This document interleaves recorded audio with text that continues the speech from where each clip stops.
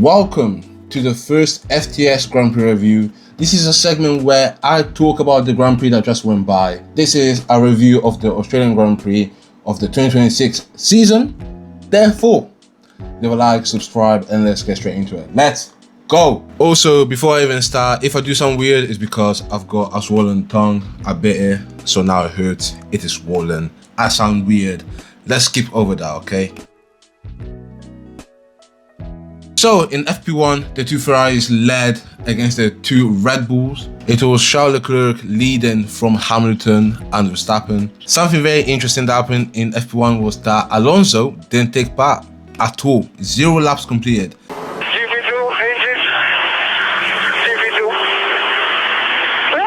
And for Stroll, on the other side, he completed 3 laps. Hamilton made under pressure.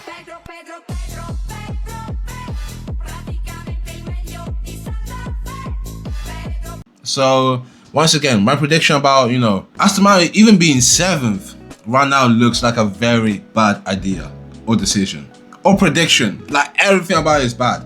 Lindered finished FP1 in 5th place, so very good start for the rookie. And Alex Albon had an hydraulic issue at the start of FP1, so once again, that doesn't bode well for my prediction about where Williams would be by the end of the season. Going into FP2, Oscar leads the pack. The Mercs finally start to fire up as Kimi Antonelli finishes in P2, followed up by his teammate George Russell in P3. Moving on to FP3 and George Russell. Hear me out when I say this, yeah? He leads the pack by 6 tenths. 6.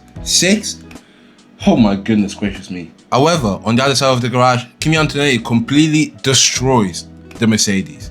He clips the curb. I don't even think it is the curb. It just spins and then it just goes into a wall. So now, let's talk about qualifying. In Q1, Max ends up crashing due to a locked rear axle, making him spin straight into the barriers.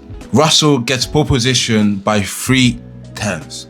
And also by nearly 8 tenths to the next closest other car, which is not his teammate. By the end of the whole quali session, we find out that Bottas is nearly 4 seconds off the pace. It's terrible. Drives like a pig. Oh, you can't say that. Why not?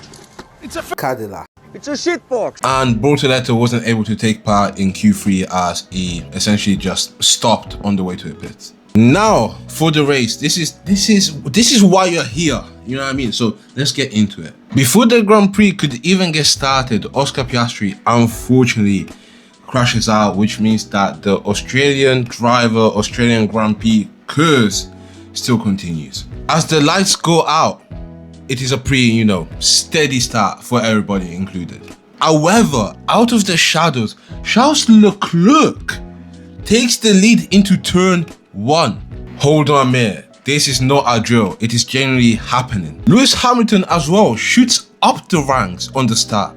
Even Lindblad himself, on the race start, he ended up 3rd. For the first few laps, both George Russell and Leclerc keep on swapping places. So far so good. It is 4 AM, I'm tired, but I'm enjoying what I'm seeing. However, on lap 11, the virtual safety car is released due to the fact that Isaac Hadjar unfortunately retires. My boy was doing so well and he still cannot catch a break at the Australian Grand Prix.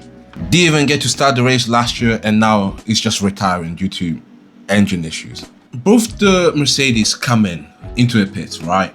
So you would think Ferrari surely does the same thing, right? No, they stay out. They don't come in, they don't follow the pack, they just do their own thing. Tell me why. But you know what, we'll get into it later. 8 laps later, there's another virtual safety car because of Valtteri Bottas. And do you know what happened? Both Ferraris were not able to go into the pits because this time the pits were closed. You can't make this up. So now Ferrari are essentially stuck on a 1-stop. What could have been a very strong race with the possibility of a Ferrari driver winning it ended up being, you know what? Let me not spoil it. A few more things that happened throughout this race. Alonso decided to retire and then join back onto the grid for some reason. I guess it is more data for Aston Martin. There's no love lost between Lawson and Checo as they nearly binned both of each other off. post at the FTS here, I don't know why they mentioned the fact that George Russell did end up winning the race, and Mercedes got a 1-2 finish with Leclerc on the podium. So yeah. Wow, I'm checking my notes right now, and that's genuinely it. Damn. I feel like this Grand Prix was actually pretty good to watch.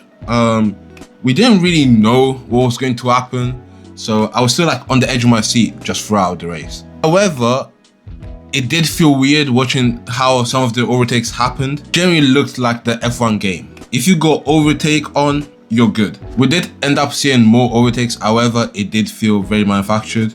On the other hand, I'm not gonna sit here and, you know, continue complaining about, oh, it is my, because like, nothing is going to change, realistically. At least for the foreseeable future right now, nothing is going to change. So for these overtakes that are happening because of the battery, or because it is driver skill, or whatever, I'm going to enjoy them. However, we must take into account that even drivers themselves do not like these regs as of right now.